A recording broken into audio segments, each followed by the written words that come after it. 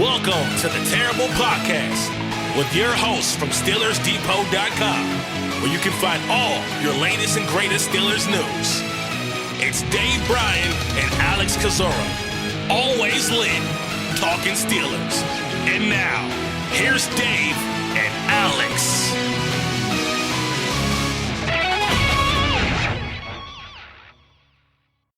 Welcome to the Terrible Podcast, Season 14, Episode 64. He's Dave Bryan. I'm Alex Kozora, SteelersDepot.com. Thanks for being back with us this Friday, Steelers Nation, as we get ready for Week 15 and a non-AFC North game, but a very difficult one at that. Pittsburgh Steelers will travel to the east side of the Keystone State to take on the Philadelphia Eagles and what should be one of the games of the week and a big litmus test for the Pittsburgh Steelers. One of three they'll face upcoming with Baltimore and Kansas City on the horizon, and getting ready for this 3 games in 11 days marathon that Pittsburgh will have to try to manage. So jam-packed show today, talking injuries, got a Eagles beat writer on, coordinators, predictions for this game, of course, and a whole lot more. Dave, how you doing? Happy Friday. Happy Friday the 13th even. Ooh, just realized that. 5-star matchup this week, and the Steelers probably going to be the less healthy of the two teams, or most definitely probably going to be the less healthy of the two teams here. But exciting matchup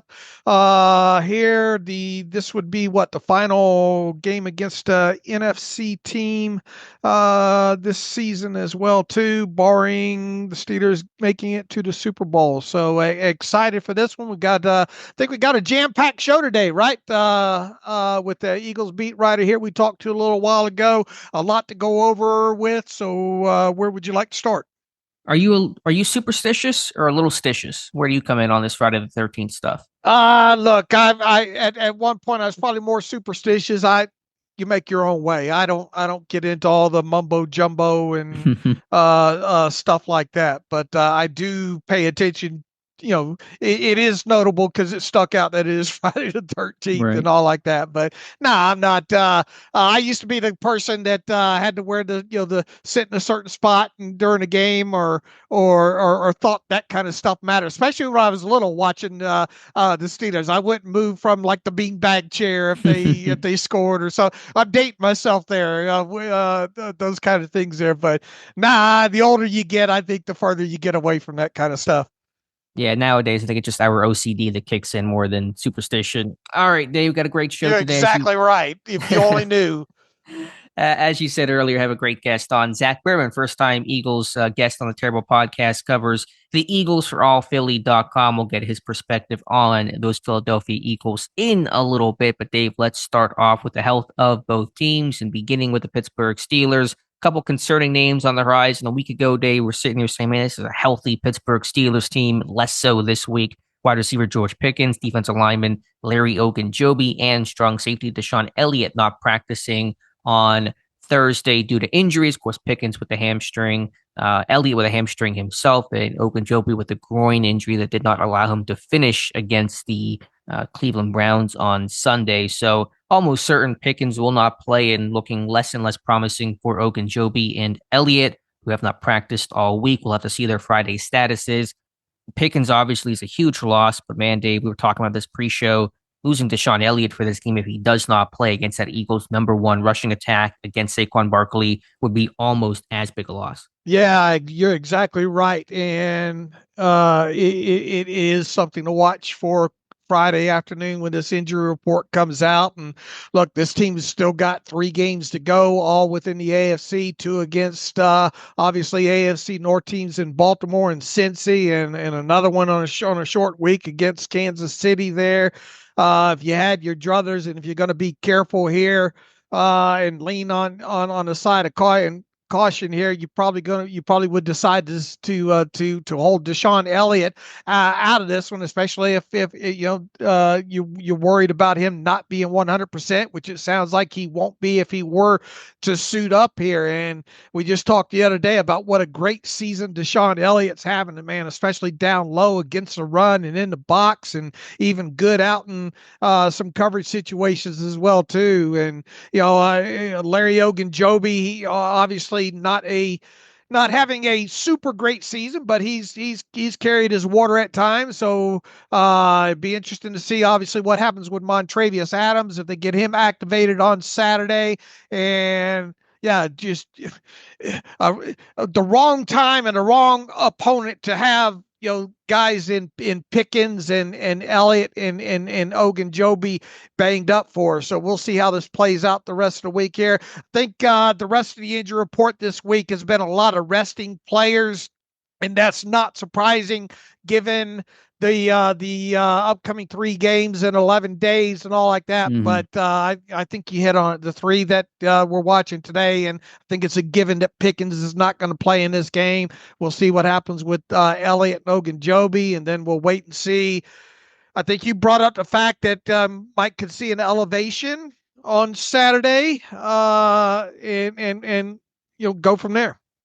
Yeah, it could be the return of Eric Rowe. Just about 1 year since he last began starting for the Pittsburgh Steelers. He started the final 3 regular season games. So that was week 16, and the playoff loss to Buffalo last year. Could get a week 15 nod in this one if Elliott indeed is not able to play. And again, it's trending that way, especially with the short weeks, as you mentioned, coming up. You got to manage these guys. Understand that if you try to push them this game, you may not have them for longer. And that's why, frankly, with Pickens, there's concern he might miss the next 3 games over those 11-day span. And maybe in a normal, Sunday to Sunday schedule, maybe he wouldn't have missed or potentially miss all that time. But just given the condensed nature of the schedule going from this Sunday to the following Saturday to that Wednesday, Christmas Day, he just may miss it because of that. And so that's the additional concern with Pickens and these injuries. But yeah, to go back to Elliott, we'll see what they do. Maybe Cam Sutton gets some more work there. Obviously, there's Demonte Casey.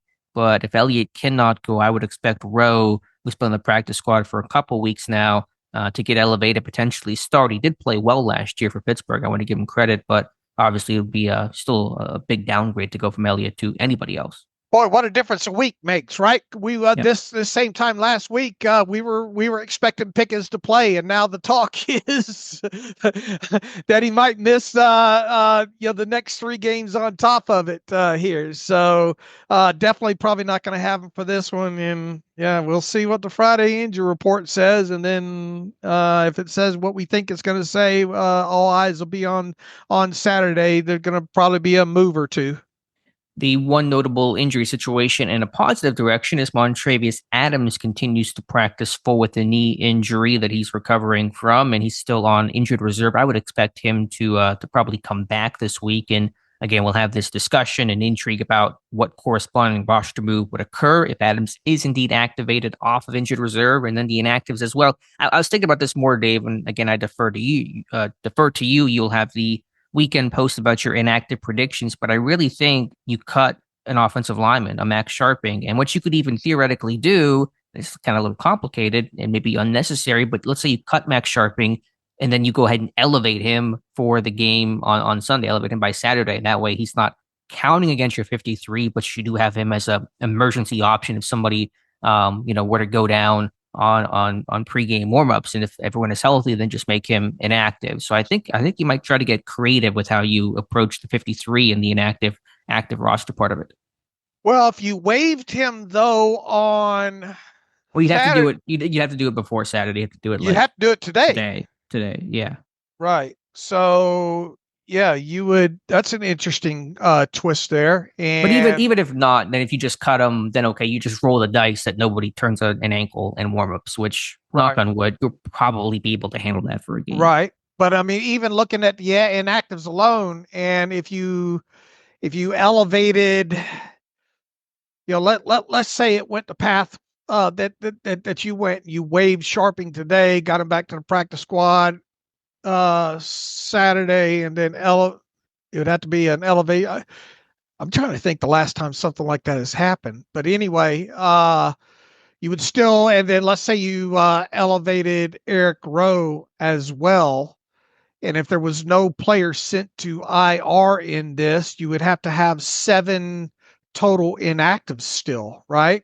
If you well, again, Sharping would be inactive if everyone got to warm-ups healthy. Right. So, there's still because Pickens would be on the inactive list. Kyle Allen would be on the inactive list. Geez. Just assume that Ogunjobi and Elliott don't play, so Right. those are two Right. spots there. Two more. So you'd probably still need at least one more inactive there. So that's why I wait till Saturday at 4 o'clock to post the inactive prediction, because so much can happen there. But I think first and foremost, if you did put, I suppose you could open up the roster spot by waiving Sharping to get Montravius Adams Mm-hmm. to the roster. But once again, that would have to, at least part of that would have to happen today. Yeah, well, that is if you wanted to elevate him back, but if you wanted to just roll the dice, you could cut Sharping on Saturday, bring Adams to the 53, and then just keep your fingers crossed the whole O-line is healthy enough for the start of this game, and that's the more likely and probably less messy way to go about it. All right.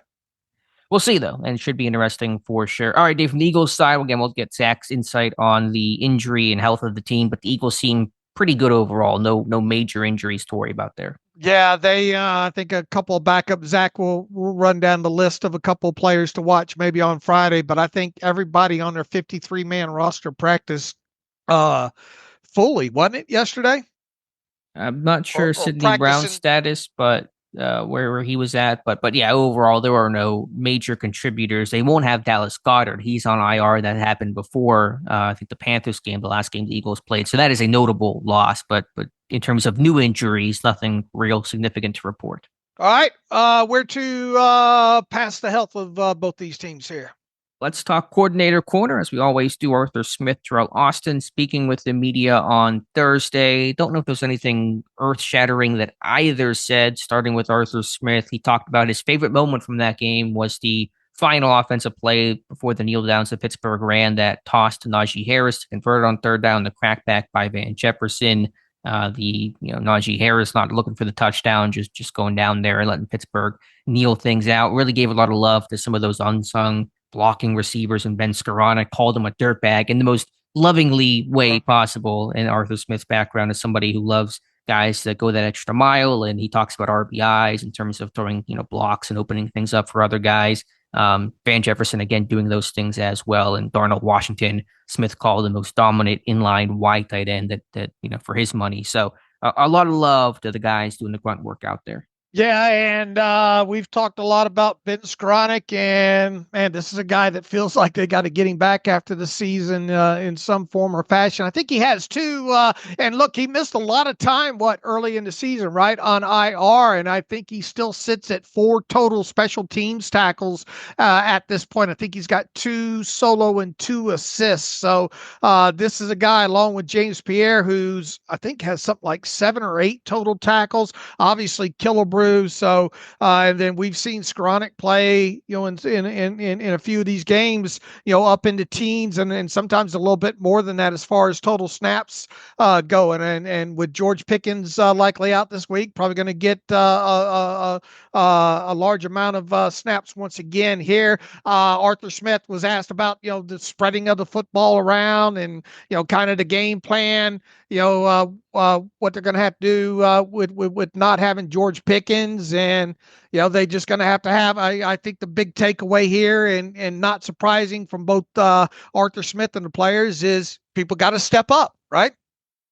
Right. That's the only option. There is no alternative. Can't sit there and cry about not having Pickens for this game. Not going to serve you well. Arthur Smith is also hoping to get more of Mike Williams involved. He says, quote, "We plan to get Mike going more." Had 3 catches for 38 or 36 yards, including that great one-handed snag against the Browns last weekend. So he really kind of becomes the new George Pickens in terms of being that big-bodied, outside, vertical, one-on-one type of receiver. Not obviously a Pickens caliber, but we saw him make a spectacular catch and show his size against Cleveland. So that's kind of where he's going to fit in. I just think you need some guys that can make big plays. And I really look towards Mike Williams for that one shot downfield. Calvin Austin, with a game-breaking explosive play, he's done that routinely throughout the season. So obviously, as you said, everyone has to get involved. It's not just wide receivers, it's tight ends, it's the backs in the pass game, it's the running game in general. But I really look towards specifically Williams and Austin to provide the splash in the pass game. Exactly. And he brought out a 90s ISO basketball term.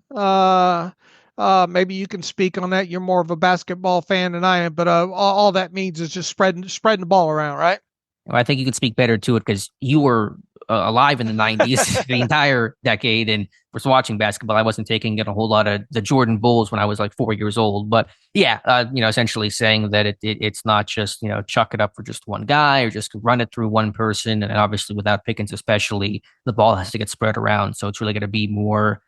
I don't know. I was going to say Globetrotters because everyone gets touched, but that's maybe a little too fancy for where Pittsburgh's at right now. But putting the bad basketball analogies aside, it's got to be more of the same. Where again, last 2 games, 12 different steals have caught a pass. That type of thing will have to continue. It can't just run through one player anymore. Right. Kind of a shorter press conference for him. Not that we glean a lot from his talks weekly anyway, but I think we've covered the meat potatoes there. Look, this offensive line is good. There's be a grow up game for this offensive line, right? Against the Eagles front.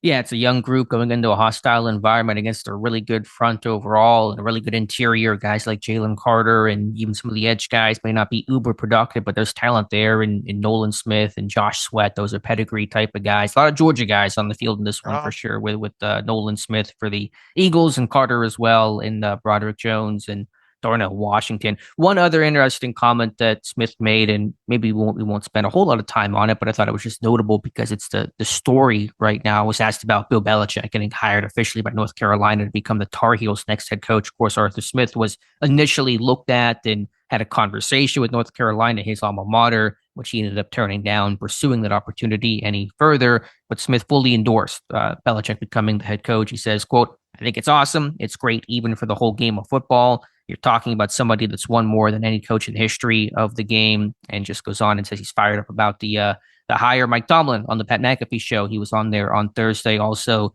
endorsed it and said, "I would have sent my sons there had they been entering college at this time. They're finishing up their college career." So just quickly, because I know people don't want us to talk about Belichick for too long, but it is such an interesting, surprising story from where things were a month ago.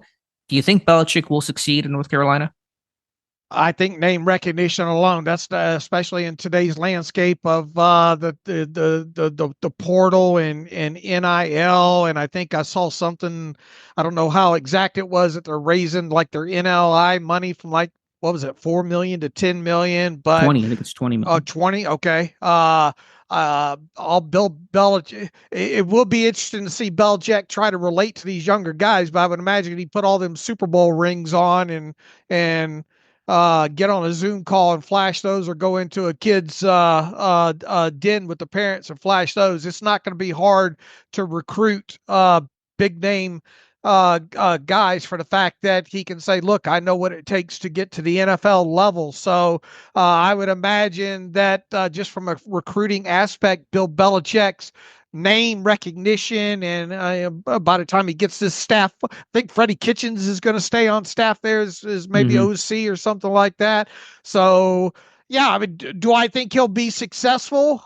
Yes, because of name recognition and because of kind of the way he teaches things on top of it here. I am a bit surprised it turned out the way that it did, but I think this is a clear shot that what he was wanting from an NFL team, probably with the control factor and I think he just got the clear signal that he wasn't going to get the kind of opening that he wanted in the NFL. And I think he's intrigued with the way the college landscape has changed and how it's become more business related was attractive to him. And, he wants to coach and probably didn't see the opportunity to do that next year. And I think I think you told me the buyout's kind of small, even though I think he was asked particularly that, I didn't come here to leave and all like that. Things change, obviously, but I would expect him to be there for at least the next 3 years. And I would expect him to compete for a national championship sooner rather than later. I'm going to hedge and say it's either going to go really well or really poorly. I don't know how much of a middle ground there's going to be with a situation like this, where I could certainly see where it's going to work because of the system they're putting into place and Belichick's ability to coach and scheme and teach and grow young guys. That's obviously a possibility, but as you said, can he relate? And will players not like his tough coaching style, and will they leave at the first chance and transfer out when things get tough? I don't know how it's going to go, truthfully. It almost feels a little, and somebody else has made this comparison too, a little Urban Meyer like, where he got to the NFL and I went, it's either going to go really, really good or really, really poorly. And obviously it was a disaster. I'm not saying that it will be a disaster for Belichick, but I think it's going to kind of be one or two true and obvious outcomes. I think it's more likely Belichick has success in college than Meyer would have had success in the NFL. But I think it's either going to go, I think it'll be very clear. It's not going to be like this. It's going okay. I think it's going to be like he's either crushing it or it's crushing him. Right. I agree. All right, we'll see though. Be very exciting for sure. And also, I keep forgetting to mention this. I want to do it now because I've been forgetting for like 2 straight weeks, and I apologize. But our David O does a great job with the Steelers Friday Five that goes up on the site 5:45 p.m. Eastern time every single Friday. A set of 5 questions for you guys to answer. Many of you do participate, and we do appreciate that. But just if you're not aware, if you haven't checked it out, go ahead and check it out on Steelers Depot later today. Go answer the questions. You'll be in our contest and a chance to win some money by the end of the year. So just wanted to give that shout out to check out the Steelers Depot Friday 5 later today and every Friday. Yeah, and look, it is late in the season now, but we do run like a season. Not only do we run weekly cash prizes with this, we do season long, and there's standings that David keeps up with as well. Maybe we'll think about raising the weekly amount and the whole contest amount next year as well too. But it's important, you can still win some money throughout now and the rest of the season there by going and partaking in the Friday Five. And David O does a great job with coming up with questions along with Alex to go in that, and he does a good job of keeping the standings. And just something to do. To kind of make a Friday evening a little bit more attractive when there's not obviously the week's starting to wind down. Yeah, so just wanted to remind people of that, maybe some of those who were not aware. All right, Dave, anything else from Arthur Smith, or do you want to jump over to Teryl Austin? Yeah, and I don't know that there's much there, so I'll let you walk me through here. But go ahead. Yeah, again, no revelations from Austin either. Just made it very clear about having to minimize Saquon Barkley. I think trying to stop Saquon's probably too tall of a task and unlikely to occur. But he says, quote, the bottom line is if you don't slow that running game down, you have no chance. That's really the biggest takeaway. That's the biggest thing you'll learn from them. If they're able to run the ball, whether it's Saquon or the quarterback escaping, quarterback design runs, it's going to be a long day, end quote. And that is very true. We're seeing the number one rushing attack in football. It's not just Barkley. It is also Jalen Hurts. And as Austin says, design runs, the push, the scramble, improvise type moments there. So as Mike Tomlin had mentioned, when they faced Barkley in 2020 to open the season against the Giants, they could really pour their entire focus and energy to Barkley. And to their credit, they completely shut him down that day. But this week against a much more potent and just frankly better Eagles offense, you can't just solely focus on Barkley, but I think that's where it has to start. Yeah, it starts with Barkley and obviously matriculates out from there to Jalen Hurts because he'll keep the football a couple of times. They've got another talented running back over there as well too. They'll do a couple of things occasionally, maybe with their wide receivers in the run game, but their bread and butter obviously is Saquon Barkley, and Mike Tomlin put it out there beginning of the week. What the most significant addition in the offseason for 2024 in the NFL here. And look, I mean, 150 total yards sounds like a lot, but you've done something. I think if you keep this offense and you're going to increase your chances of winning this ball game if you keep them under 150 yards. And boy, if you can keep Barkley tall task under 100 yards. I think the Eagles are 2-2 in games that Barkley has not rushed for 100 yards in. Now, I think one of those they were way out in front of and probably explained that away of why he didn't get those yardage there. But and they've got talented wide receivers, obviously, and even though they're not pushing the football down the field, they're getting the football where it needs to go in this offense. And look, and a lot of emphasis I know is on the tush push and leverage and how do you go about defeating that? The best way to stop the tush push is not allow the opposition to get in tush push opportunities there. So because you got to think that if they get in third and short, fourth and short type situations, 98 times out of maybe 97 times out of 100, they're probably going to get it just because they're so damn good at doing it. So the best defense of stopping that kind of stuff is just not allowing Philadelphia to get in it. But to even get to that point to begin with, you've got to stop this running game. I think you've got a forced situation, and we're getting more into X's O's here, I know. But, I mean, we got to see Jalen Hurts drop back and attempt 30, 35, 40 passes in this game. We need to see an offense that gets in a situation where they're ineffective in their running game, or they for some reason just get away from their own bread and butter situation with Barkley and Hurts there. But without a doubt, and it's no secret why he's saying, you gotta, you're gonna basically lose if you don't stop this running game. Sure, and you're 100% right about that, but saying we have to stop it and actually planning to stop it and executing to stop it are two vastly different things. We'll talk about that more in our Eagles-Steelers preview a little bit later in the show. And speaking of tush push, Teryl Austin was honest and said, was asked about how do you stop the tush push. He said it's just physics. It's really hard to stop. The Eagles obviously have the advantage. They know when the ball is going to be snapped. You're reacting to it, and I mean, they are the most successful team in football at that type of play. So, as you said, avoid those situations, but then you're playing with, they're always in 1st and 9, essentially, because you can't get those guys in the 3rd and 1. So they gain an edge there. They're the number 2 team on 1st down in the NFL this season. So, again, it's all easier said than done, but you certainly want to avoid those type of moments. I like that. That's good. 1st and 9. Did you come up with that? I guess I did, yeah. Yeah, that's good, because it does feel like they're in 1st and 9.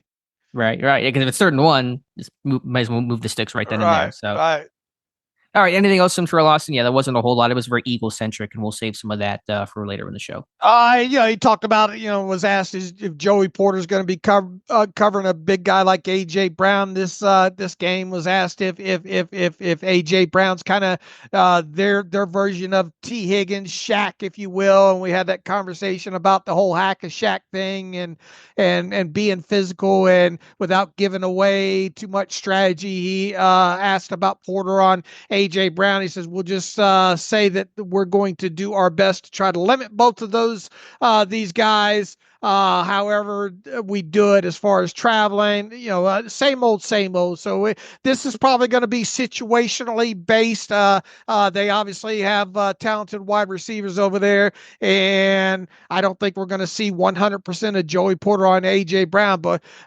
he is a physical guy. He's a contested catch guy. He's a guy that's been calling for the football more. Maybe he has a Deebo Samuel type game. Okay, you want the football? Here it is. And Deebo Samuel obviously didn't have a great game against the Rams on Thursday night football, and I know he's under a lot of criticism for calling for the football ahead of that game, and then had 1 or 2 drops in that game as well too. So part of the success, I think, in this game and in stopping the Eagles passing game is, look, you got to play smart defense. You got to get these guys on the ground quick.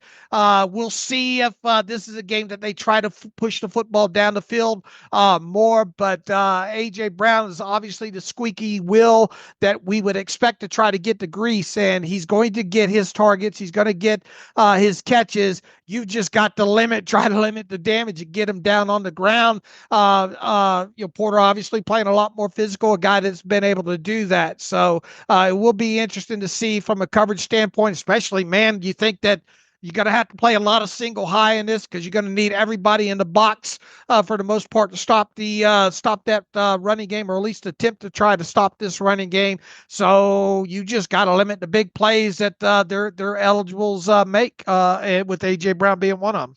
And what is Brown's career stat line against Pittsburgh? He has been successful in basically every game. Of course, last time Pittsburgh played Philadelphia, he was flexing on Steelers cornerbacks in the end zone. And even against Tennessee, I think his second year, he had a big long touchdown in that one. So as much energy as we rightfully give Saquon Barkley and his talents, AJ Brown, I'm going to pull up the stats right now. I'm trying to pull them up too. That's 2 a games good question. Against Pittsburgh, he's got 12 catches, 309 yards, and 4 touchdowns, an average of 26 yards per reception. So small sample size, but big plays from AJ Brown.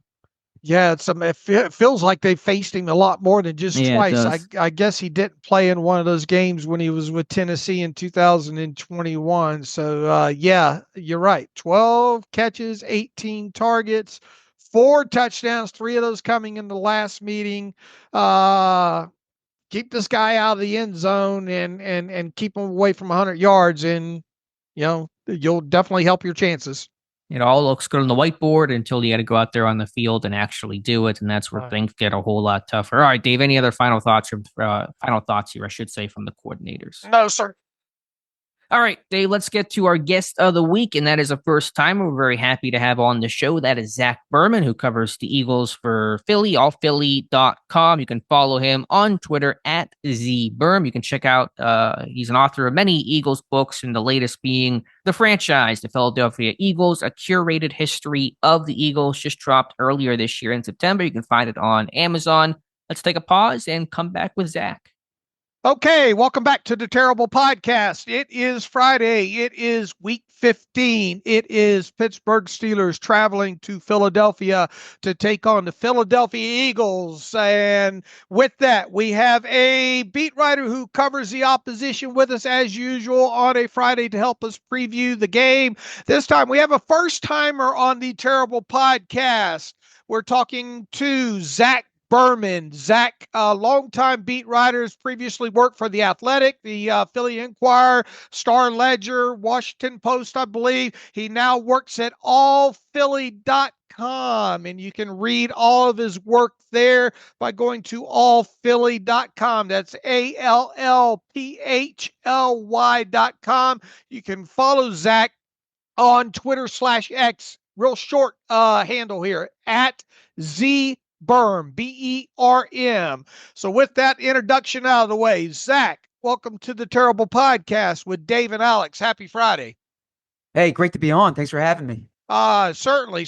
Glad to have you today. Big matchup, state of Philadelphia or state of Pennsylvania here, Pittsburgh traveling to Philadelphia, where 1965 was the last time the Steelers won in Philly. That was 3 years before I was even born. So been quite a while there. Zack, let's start off first talking about these Eagles and really kind of the story at the top of the week here.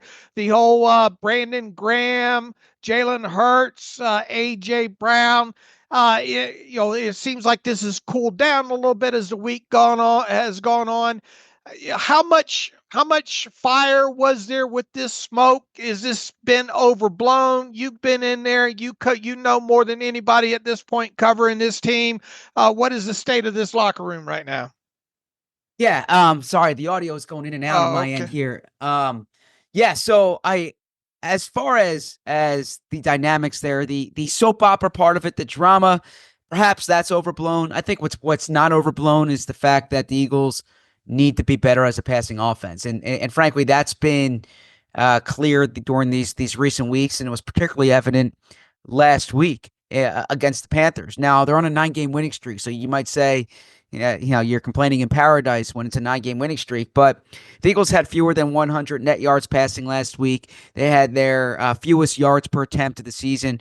A.J. Brown, who might be the best receiver in the NFL, certainly among them. Steelers fans saw what he did 2 years ago. He had his fewest targets going into the fourth quarter of any game of his Eagles career, and so I think the comments about the passing game, they were made because they need it. Frankly, AJ Brown was asked after the game what needs to improve with this offense, and he said passing, and I know that became a polarizing comment or controversial comment because it was viewed as a direct shot at Jalen Hurts, but the reality is they do need to improve their passing. And as AJ explained this week, Saquon Barkley's on pace, to be the MVP or an MVP candidate, to break the NFL rushing record. They don't need to fix their rushing. They need to fix their passing. When you look at their passing game overall, specifically, we go back usually 3 games on the All-22, and I did pull up the passing charts on the last 4 games for Jalen Hurts. Indeed, they for starters, Jalen, holding on to the football quite a while, but I think second longest time to throw time in the NFL. I think Lamar Jackson up there as well too. But I think the thing that sticks out the most is the lack of pushing the football down the field, especially more than 20 yards. And in fact, I think they only have like 1 completion in the last 4 games, maybe 2 of air distances of 20 yards. Looks like he's spraying it more to outside the numbers and more, if he is throwing more towards the middle of the field, it is shorter distances. Is this been by design? Is this because the running game's so damn good? Is this a little bit play into what A.J. Brown is talking about the passing game, just not pushing the football down the field? First off, you know your stuff, right? I mean, yeah. that's better analysis than you hear here sometimes. Yeah, you hit it on the head. There's a few things there. First off, the first 4 games of the season, so before the Eagles bye, they were more turnover prone than they've been, right? And there was a big emphasis during the bye to cut back on turnovers, to run the ball more, and you've seen that since the bye, and they haven't lost since the bye. They're on a 9-game winning streak. Jalen Hurts only has 1 interception during that span. That said, yeah, they're not taking as many chances downfield, and I think that's something they could certainly improve. I think getting more targets to A.J. Brown, Devontae Smith is a place to start. There comes an element to that of putting the ball up to A.J. Brown, especially in man coverage. I mean, you saw 2 years ago what he did against the Steelers in man coverage. This is what he does well. Now, he has a sign above his locker, always open. And it's kind of true, right? Is that even when he's covered, he can make plays on the ball. So that's one element of it. I think Jalen tends to hold the ball, like you said, he holds the ball too long at times. So the ball can get out quicker. And there's the big term that they've been using. The receivers are saying they need to be on the same page. The quarterback is saying synchronization. The reality is they're not in sync. And I think finding, to use Jalen Hurts' word, rhythm, if they can get into an early rhythm, the problem here is not talent. I don't think the problem's scheme either. I know they have a new offensive coordinator this year and Kellen Moore, but I don't think the problem's scheme. I just think it's finding that rhythm and really finding the sweet spot between not putting the ball up for grabs, which you don't want to do against the Steelers, who are outstanding at taking the ball away, but also not playing too conservatively that you're not threatening downfield, because those explosive plays are such a big part of this offense. Before I turn it over for a few questions to Alex here, is there a concern here because of maybe wanting to get more rhythm in the passing game, of going away from their bread and butter too much? We saw the Baltimore Ravens earlier this season, and obviously Derrick Henry having a great season. They lean heavily on that running game, but they didn't do a good job of getting Derrick Henry his touches in that game. And obviously Barkley is a huge threat trying to stop this running game. Is there a threat here of them trying to appease a guy like A.J. Brown and trying to prove that they can get in rhythm early, that they might go away from their bread and butter, too early in this game? You bring up a good question, and it's something I am wondering. Now, there might be an overcorrection there. That said, I think if your overcorrection is throwing the ball to A.J. Brown, that's not a bad thing to do. Right. If they're overcorrecting by throwing it to Jahan Dotson or Johnny Wilson, or but when you throw it to A.J. Brown and Devontae Smith, it tends to be a good outcome. But yeah, I don't think they'll get away from the run. I'll defer to you on this, but my suspicion is that Mike Tomlin is going to go into this game and say, Saquon Barkley's not going to beat us. Yeah. Right? Yeah. And I spoke to Saquon yesterday, and he brought up an interaction he had with Mike Tomlin the last time he played against him, where Tomlin said it's going to be a long night for you or a long day for you, whatever it was. And I think Saquon had like 6 yards that game, right? So my guess is that the Steelers' game plan is going to be, if they're going to get beat, let it be by these receivers as opposed to the running back, right? Now, that said, Baltimore, and you guys know Baltimore well, that's a really good run defense, and Saquon ran all over them. He had 100+ yards or MVP chance in Baltimore Stadium. So the Eagles like to take pride in the fact that they can run against anybody. But yeah, my guess is that just from a game plan perspective, from the way I anticipate the Steelers playing with single high with Minka deep, that there will be opportunities for the Eagles to try to win through the air. And I think whether Baltimore's inviting them to do it that way, or whether it's the kind of dialogue from the week in Philly. I do expect more of a passing game this week. Zach, a lot of guys to worry about on this Eagles offense. Obviously, Saquon, A.J. Brown, Devonta Smith, Jalen Hurts. One guy Pittsburgh won't have to worry about is tight end Dallas Goedert out with the injury on IR. Did the offense shift at all last week without him? Felt like they were using a little more 11 personnel than some of the 12 personnel they were before. How much of a change does his absence bring? Yeah, I say this and it's going to sound like a shot at Dallas Goedert. And it's not meant like that, but they're used to playing without Dallas Goedert, right? I mean, he missed 4 games earlier this year. He's missed time last year, the year before. I mean, when you're missing your top tight end and a player who, when he's healthy, is one of the better tight ends in the league, it does affect the offense. And the Eagles don't have a lot of depth at that position, but I don't think it dramatically alters their plan. They can still play 12 personnel, and they'll still lean into 12 personnel at times. I think last week had more to do with the matchup, some of the looks they were getting, or some of the looks they wanted to get the Panthers in, as opposed to the fact that they're down numbers at tight end. I mean, they signed veteran CJ Uzomah to the active roster a week ago. He had been on practice squad earlier this year, wasn't on the roster at the beginning of the year, and he's kind of more that inline blocking tight end. Grant Calcaterra is the starting tight end. So they have options there to play 12. But I think that's more based on kind of what they want to dictate from the defense.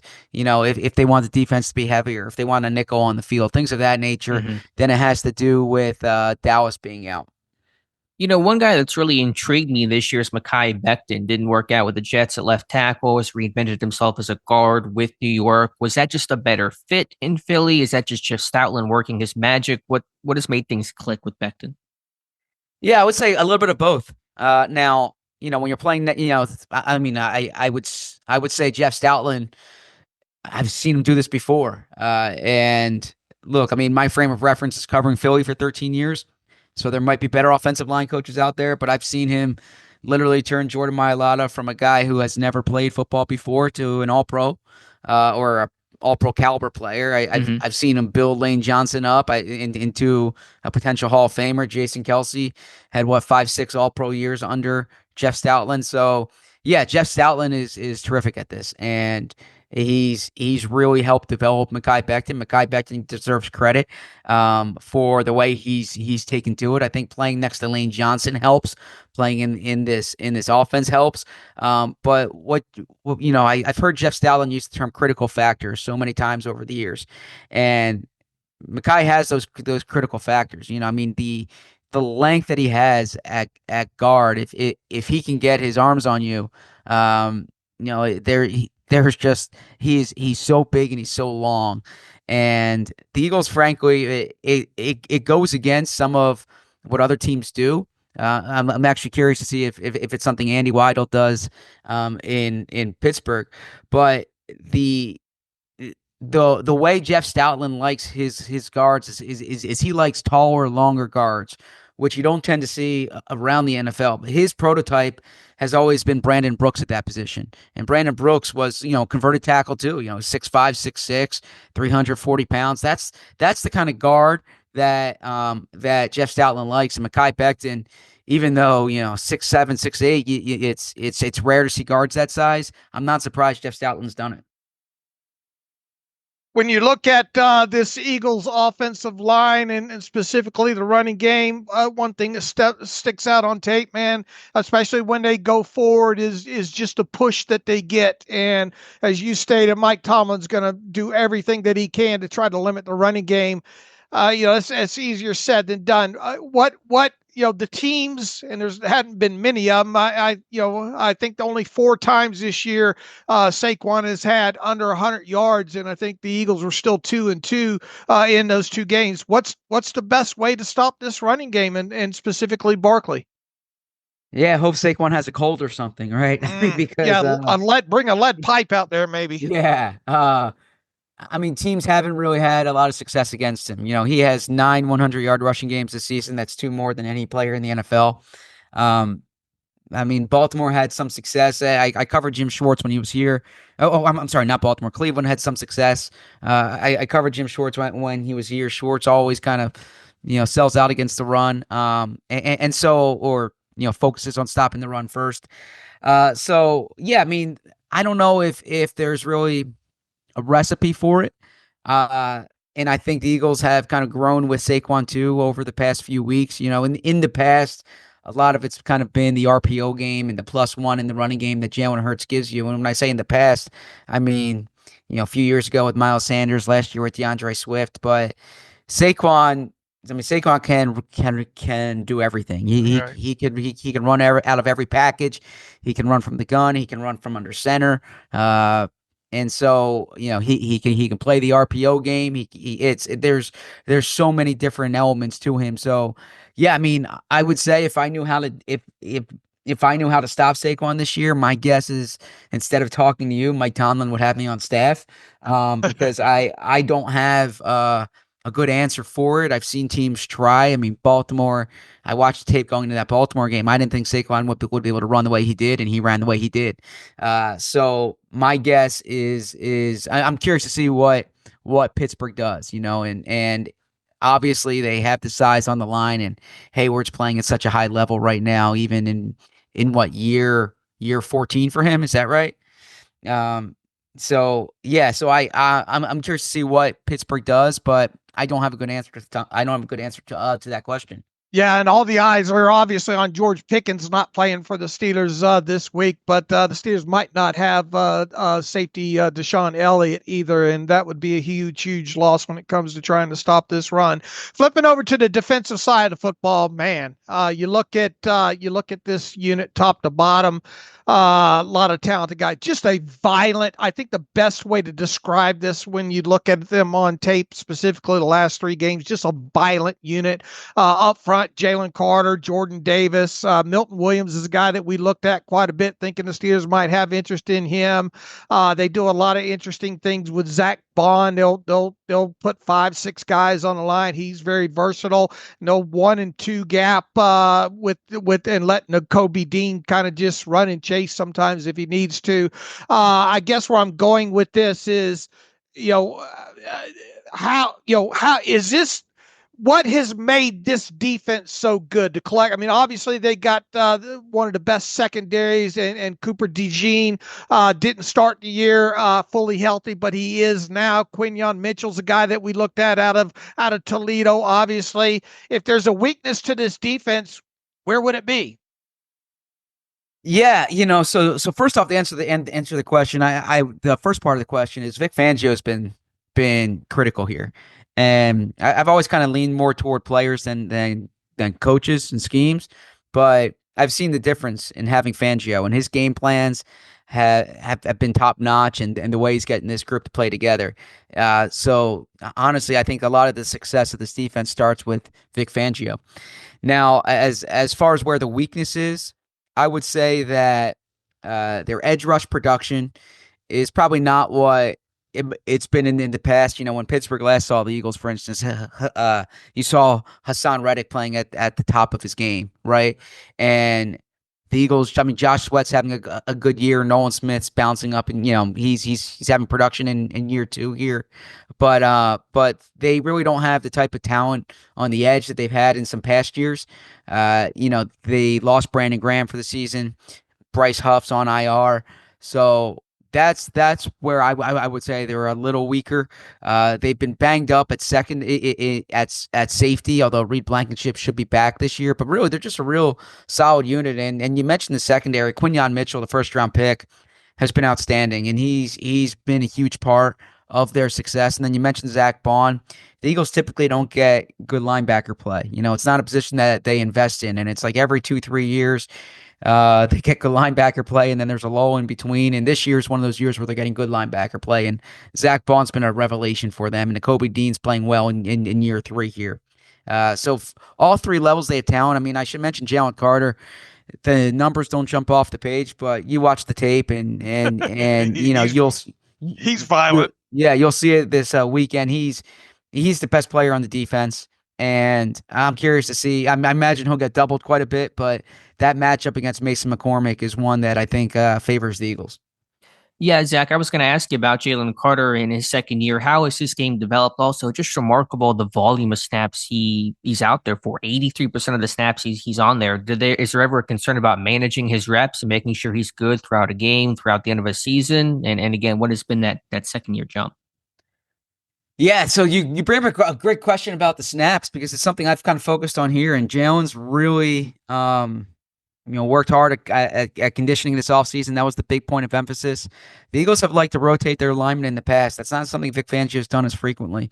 You look at, Christian Wilkins, for instance, last year in Miami, played a lot of snaps, right? And then got paid quite a bit.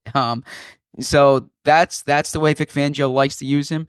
I thought Jalen Carter and frankly a lot of the players on the defensive line they wore down as the year went on last year. You're not seeing that as much this season, and Jalen Carter seems to be getting better by the week. And then also too, you can look at percentage of snaps, you can look at volume of snaps, and I think those are kind of different things to look at. And his volume, they've been able to keep that in check. Excuse me, I'm sorry. They've been able to keep that in check at times because the defense is either forcing 3 and outs, or they're getting off the field, or the offense is running the ball and sustaining possessions. So there have been, I'm dating myself a bit here, but like when Chip Kelly was here, for instance, the defensive players could take 50% of the snaps, but play more snaps than some of the defensive players taking 80% this year, right? But that said, it's really impressive the volume that Jalen Carter's played, the conditioning level that he has, and the level of physicality that he brings.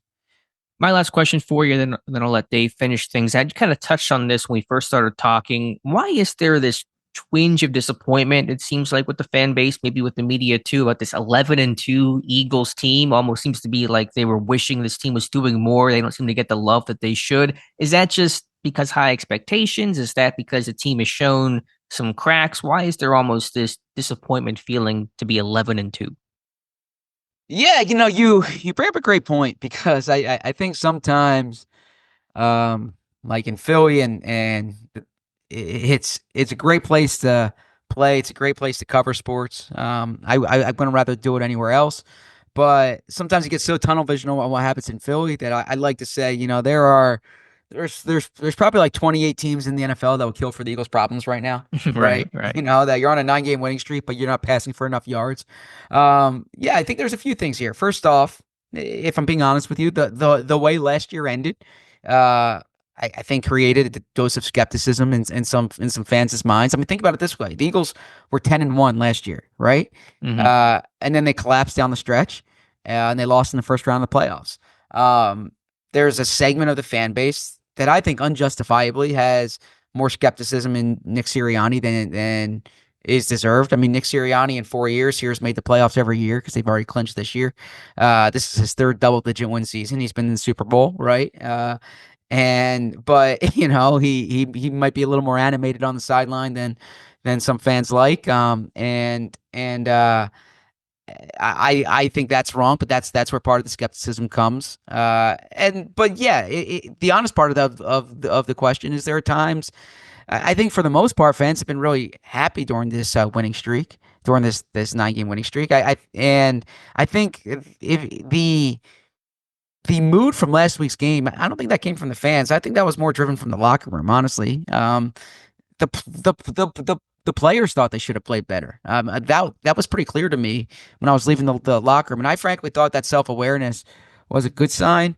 And I say that because last year I think that there were problems that were festering, that were obscured by that 10-1 start, that were kind of swept under the rug, or that they didn't totally bring light to, and they kind of thought, well, we know how to win. And then, all of a sudden when you're losing close, when you're not winning close games, those problems that were helping you win those close games, those look bad in blowouts, right?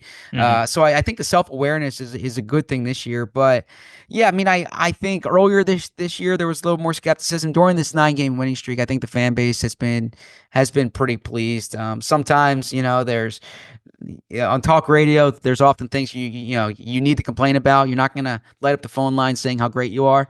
But I think by and large, during the past 2 months, especially with what Saquon's been doing, this fan base has bought in. Zach, this as good as this defense is, and man, they're good at not giving up explosive runs at 10 yards or more. They're good at not giving up explosive passing plays at 20 yards or more. They only have 15 takeaways as a unit, and I think that's got them ranked right in the middle of the league. And last year, I think the unit only had like 18 takeaways there. What's preventing this team from taking the football away? Yeah, I mean, they could use the Steelers strategy there, right? I think that turnovers sometimes can be, I don't want to say luck, but a tip ball here, a fumble there that bounces in your direction.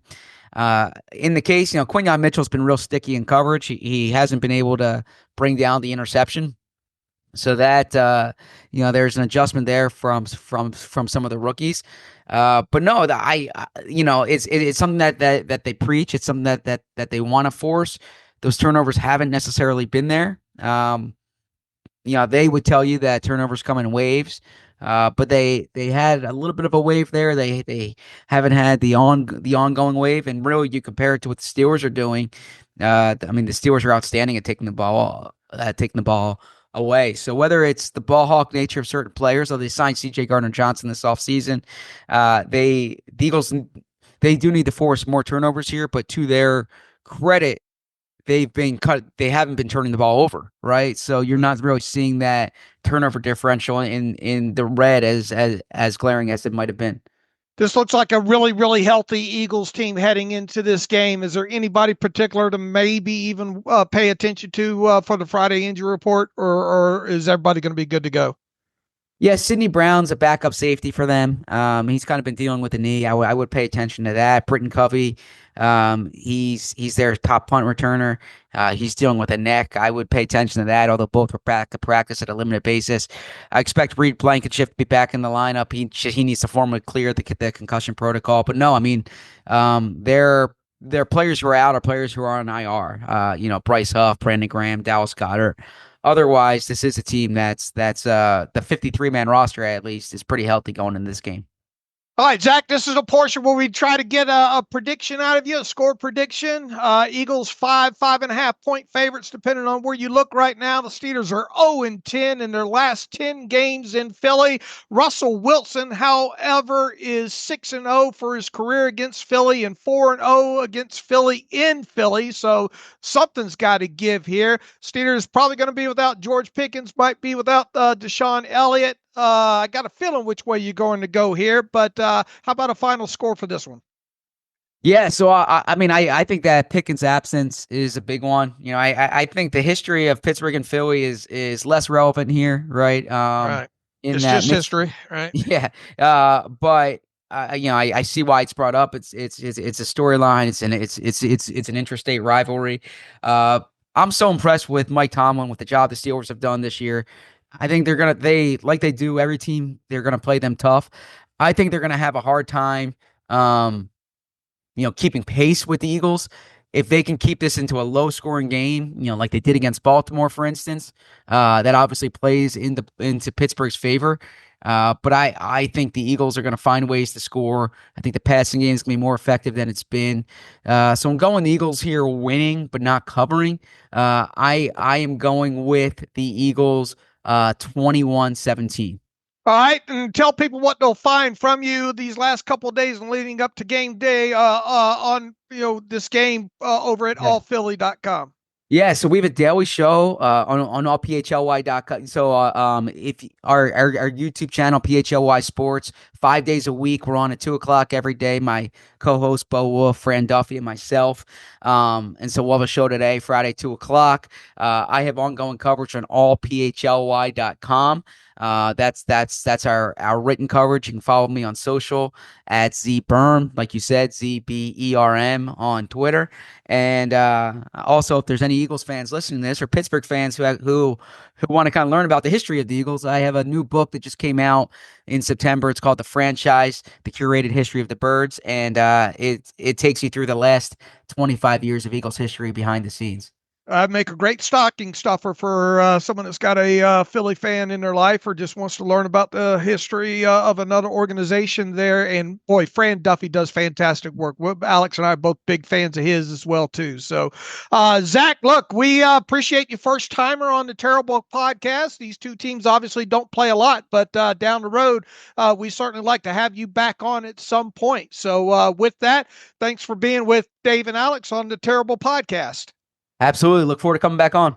And welcome back to the Terrible Podcast. Our special thanks to Zack Burman, a great first-time interview and in-depth description and insight on those Philadelphia Eagles. Again, be sure to check out his work, allphilly.com. That's PHLY.com, allphilly.com. Follow him on Twitter at ZBurm and check out his latest book, The Franchise, Philadelphia Eagles, a curated history of the Eagles, looking at the last 25 years of Philadelphia. Also wrote a book on the 2018 Super Bowl champion Eagles. That book was called Underdogs, the Franchise. So if you have an Eagles fan in the family, first of all, we apologize. But second of all, we can get you a good Christmas gift out there if you're so inclined. So great job from Zack. Yeah, please, if you're on Twitter, X, shout these guys out. If you got, I know several of you longtime listeners do that every week for us, and we appreciate it. But it really lets these people know that we appreciate their time and all. And we'll have links to all that in the post for this podcast episode on the site and all. And once again, we appreciate Zack first time. It was good talking to him, and probably not the last time we have him on down the road. I think he's a longtime beat writer and has covered the Eagles for quite a while. Yeah, 13 years, he said. I got a buddy from college who's a big-time Eagles fan, so I think that book I'm going to pick up for him as his Christmas gift. So encourage you guys to do the same. All right, Dave, let's preview this game. You and I, the Keystone State Showdown. Say that 3 times fast. Pittsburgh 10-3, the Eagles 11-2. Eagles here favorites for a 4:25 p.m. kickoff on Sunday. Of course, Pittsburgh, the road team in this one, beginning that 3 game and 11-day slate. Let's start with this Eagles offense. It's obviously very potent. Barkley, Hurts, Brown, Smith, a great offensive line, tons of talent to worry about. I tell you, the thing that sticks out first and foremost when you turn on the tape from the last 3 games is the push that the offensive line gets. They're very well coached. They get upfield. They just do a good job. They're athletic enough. They pull quite a bit. Guards and tackles, occasionally even the center will get out in space, but look for a lot of guard tackle pulls in this thing, and they get creative off of that. They'll run oftentimes to the side, or they'll run as you've written and talked about quite a bit, the bash concept, where the pulling offensive lineman will go one way and the back will go the other way. And Barkley, they'll run toss with him. They'll do pistol, they'll do shotgun, they'll do under center, they'll run out of all that. And Barkley just does a great job of pressing. There's one clip that gets the Panthers. He's pressed the line right up in the middle. I mean, he's literally on the back of the offensive lineman, and they didn't do a good enough job of getting a hand on him or shutting down the edge. And he still took that thing around the right end for 12 or 13 yards in that situation. Their wide receivers do a good job of blocking out in space, even though they don't have Dallas Goedert. One of the guys I've always been a fan of, CJ Uzama's back with this team now, and they'll use him as a blocker to put 2 tight ends out there. It feels like, correct me if I'm wrong, their menu as far as their run game isn't really all that huge. It's just that what they do, they're so damn good at. So why would you do more than that? Once again, you'll see the offense. They'll run, RPO stuff obviously out of this. They'll run the zone read out of this. They will pull those offensive linemen, and Hurts will have a keeper going the other direction with it as well too. So I don't feel that their run menu's all that expansive. Is just they're so damn good at it. I would say they have a pretty good sized menu, but they really dress it up well. The presentation of that dish is different, where their inside zone scheme or their split zone scheme may be where they're going to have somebody jet across and then basically kind of leading up field on the snap of the football. It's the same concept. It just looks a little bit different. Right. Or the way that they'll run power, it can be the guard or the tackle or the center. Sometimes they'll have the center pull instead of the guard. Look at the first play they've run the last 2 weeks. It's been pistol power where they pulled the backside, I think guard and maybe the center tackle as well, and just run power to the boundary the first two plays to open up the game. So I mean, there's only so many run schemes that exist in the world, but the way that they can present that and offer different looks, I think, is pretty varied. He is, I think the stat floating around this morning from PFF is yards that Saquon Barkley gets before contact. You got to get a hand and a body on this guy before he, in the first couple of yards. You got to make him have to avoid the trash at or behind the line of scrimmage, and that's easier said than done. He gets out on the edge. He can turn the corner in a hurry. There is a lot to have to deal with here. And, once again, go back to what we're talking about, injuries. It's going to be tough if this team does not have a guy like DeShon Elliott to put down in the box. You're going to have big games out of your linebackers here. It's tough to, and look, I worry about a guy like Isaiah Loudermilk having to play a lot of snaps, maybe potentially in this game, and this team not having a guy like Larry Ogunjobi. They dress it up so well, and just when you think something's coming, they'll have the false pulls of the of the guards and the tackles, and they'll run those quick slant RPO slants off of this kind of stuff. And, not a lot of teams have perfected throwing the football other than maybe a wide receiver screen. It'll do that as well, too. You see even the running back leak out, as part of this sometimes. But very few teams you see have a success of running quick RPO slants as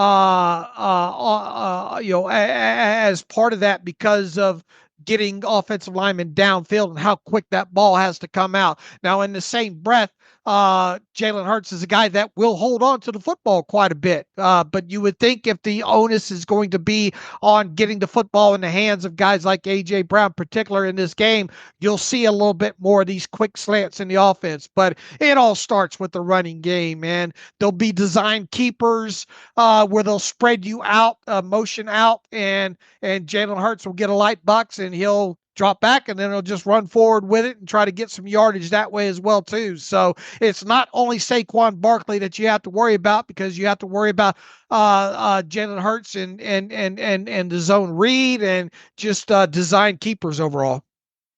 Do you stack the box? Do you go all out to stop the run? And what happens in the pass game with those two talented outside receivers and Smith and Brown, let the chips fall where they may? I mean, what is the focus here for Pittsburgh? You got to go all out against the run here. I agree. And look, I mean, we just talked about A.J. Brown is averaging 154.5 yards receiving in the last 2 games against the Steelers and all. I think you just got to, take your chances on the outside and hope your corners and your rush can, your coverage and your rush can go hand in hand, and you bet on your coverage doing that part, but you have got to sell all out on stopping the run. You have got to make Jalen Hurts drop back 35, 40 times in this game to have a chance, and you got to make A.J. Brown and their other wide receiver, who is that? Devonta Smith. Yeah, Devonta Smith. You got to make those guys have the big games and beat you here in this one. Yeah, you got to create some disruption. You got to get those guys off schedule, and it's all easier said than done. I'm really worried about Pittsburgh's left side of the defense, the Eagles' right. I know T.J. Watt will be sitting over there, but Becton's a huge guy at right guard, and Lane Johnson at right tackle. And I mean, there's no real weakness on the offensive line. The left side has Mayada, who's also impossibly huge, and Dickerson's a good left guard, and I think Jurgens has done a nice job at center, replacing Jason Kelsey, but you got to get some disruption up front. And so it really has to be, we have to stop the run at all costs. And, whatever else happens behind happens. Because like I said earlier, they're averaging 6.7 yards per play on first down, given how good they are in short yardage. If we're 1st and 9, they're getting 7 yards on first down. You do the math. It's easy to see why they're having success. In Pittsburgh, by the way, last in the NFL in yards on first down at 4.3. That's raised a bit here with Russell Wilson that will have to continue. I think one thing they just do really well overall that is such a boring stat, but so key and critical to their success is they take care of the football. They don't beat themselves. They've had 3 turnovers in their last 9 games. They only have 11 turnovers the entire season. They have not turned the ball over in 4 straight games. Their last 4 games, 0 turnovers. So when you're taking care of the football, you're running it well, it's hard to really lose those games. It's why they've won 9 in a row. Yeah, and you hit on a big thing there on first down. If the Steelers defense stays in 2nd and 5 or 2nd and 4 for most of this game, it's going to make for a long day, because it really opens up a large menu for what they can do offensively in those situations. So you got to get Barkley down on the ground early in this, and when you look at explosive runs as well too, runs of 10 yards or more, this Eagles offense has had 64 overall, and I think they lead the league in that category. Baltimore 2nd with 63. When you look at the Steelers in allowing defensive runs of 10 yards or more, they're actually pretty good at 32, but just not allowing. It will help not allowing those 10-yard gains, but I mean, with when you're looking at this Eagles offense, if they're gaining 4 or 5 yards on first down, I'm going to make for a long day here overall. As I noted, they haven't been pushing the football down the field in the air of 20-yard distances with success, but I mean, have they really had to? Right. So that it's kind of a cause and effect type of thing. But I think in order for the Steelers to win this game, I think you have to maybe get in situations where it is a lot of 2nd and longs, a lot of 3rd and longs, where maybe Hurts is trying to press and push the football down the field. He's not throwing the football down the middle of the field quite a bit in these last 4 games. More short over the center type of stuff. And if it's more towards the hash, you see a lot of these slants as part of the RPO type situations. But him not doing it doesn't mean that he can't push. We saw last year, right? Him beat the Steelers down the field outside the numbers type situation here. But I mean, if you're not stopping the run, if you're not doing a good job on first down, it's probably not going to matter. And look, I expect the Steelers to have some sacks in this game, 3, 4, 5 even. But if you're not getting the football away from Hurts, it might not matter. I mean, this could be a game where the Steelers get 5 sacks and they still lose by 8, 9 points. You know what I'm saying? Sure. And those are tough tackles. It's not going to be some of the more friendly matchups Pittsburgh has had in recent weeks. It's going to be Watt on Lane Johnson. That's a 5-star matchup right there. It'll be the best tackle that Watt has seen all season. He's got to be better against, Johnson than he has been against Jack Conklin, for example. Mayotte on the left side's super high end left tackle. He's kind of there building away by that, mold of clay that they built up with a great offensive line coach, Munchak in Pittsburgh, Stoutland in Philadelphia, and it'll be Highsmith and Herbig on Mayotte. Can you dip under him? He's a taller guy. That might be the way to get around him as opposed to trying to go through him. One coaching point to try to begin solving Saquon Barkley is, as much as the turnover culture reigns supreme and has worked out really, really well in Pittsburgh, I'm not trying to go for the strip on Saquon Barkley. I'm just going for the wrap. I'm going, we're not, for second guy in, he's not going for the ball. He's going to go for his legs and try to slow down his legs and not go high on him. So I think you have a very let's tackle the guy. We're not going to worry about trying to take the football away in this one rare instance. Take the ball away in the pass game, sure, but when it comes to Barkley, the number one goal is to get that guy on the ground. And that's my mission. I will sacrifice trying to go for the big turnover if it just means getting that guy on the ground.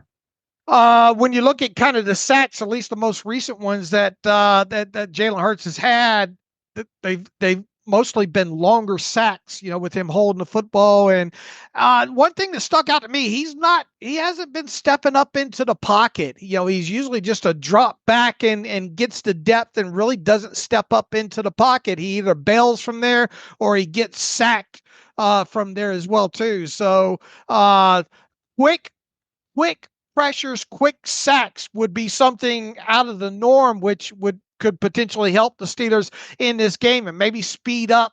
Maybe early in this game, get Jalen Hurts to kind of speed up. Normally, when he's stepping up into the pocket, he's taking off with the football in those situations there. So got the hands full against these tackles and trying to stop the run and the play action that they do to kind of freeze stuff. And I imagine TJ will get his usual dose of chipping and all. But once again, just 4 or 5 sacks isn't going to be enough in this. You got to get that football out of Jalen Hurts' hands, either via a strip sack or force him to make a throw that he doesn't want to throw. Turnovers are gold in this for the Steelers defense. As it is every week, you're probably going to need 2 or 3 takeaways in this game. And you're right.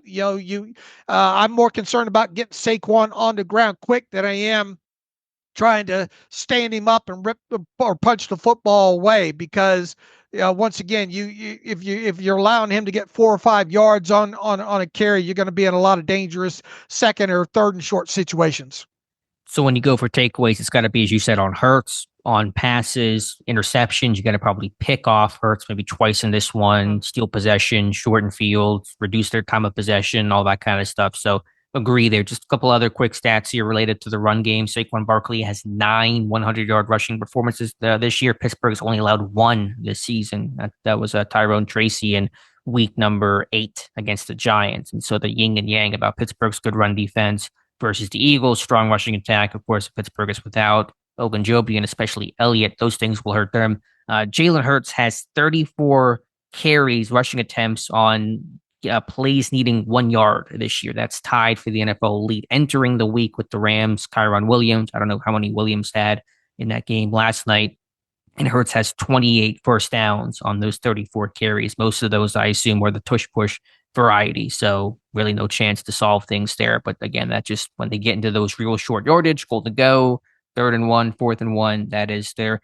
They have run some other concepts from it, but tush push is, of course, their bread and butter. I think you'll see some mirrored concepts with them on like second, long or medium type situations. They get into longer situations. You'll see, all verts, I think, going for the sticks. If they're down in the red zone and throwing the football, they'll pull out the pick type stuff and try to rub you off that way if you're playing man, trying to defend against the run. Yeah, pass game RPO, the glance route, slant. They're so good at RPO. They're so damn good at RPO.